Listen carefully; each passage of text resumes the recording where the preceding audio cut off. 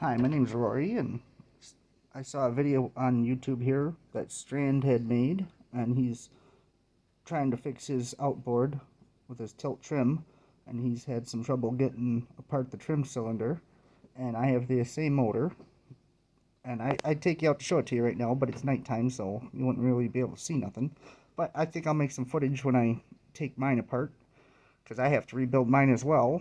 I am waiting on a tool, though, but I thought I'd make a little video here, and I do have the service manual, so I could post some stuff from that. Maybe that'll help Strand out.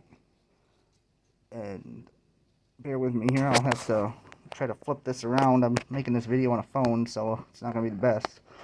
But I have, here, let me find the right page. So, here's the tilt cylinder, which he got that one apart. He didn't have no trouble getting that one out. And then here's the page on assembly. I don't know if you can read that or not, but maybe the pictures will help. And here's the cylinder he's having trouble with, which is the trim cylinder. And here's a view of the exploded view of it. And on this page is further directions. Now that coiled spring you found inside the cylinder, that's just a sending unit that goes up to the dash to show you what angle the engine is at. So it doesn't affect the system on how it goes up and down. It just reads out to a gauge what angle the engine's tilted at. But heating up the cylinder could damage that, so you may want to avoid heating the cylinder up again. And here's where it shows the gauge. On the back of the gauge where those wires go to. And that wire feeds off there, and the other wire is the ground. So maybe you can pause this and read it, if you can see the text or not. I'm looking from the side here. And there's the wiring schematic. And here, I'll show you the front cover of the book. So I don't know if that helps. But if you're having trouble getting that out, I was thinking you could put a like a screwdriver through the rod end and pull on it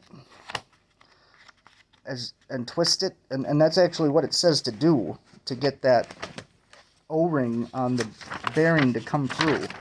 It says to put the cylinder in a vise and then pull on the rod and twist it to get the O-ring to kind of wind through the threads.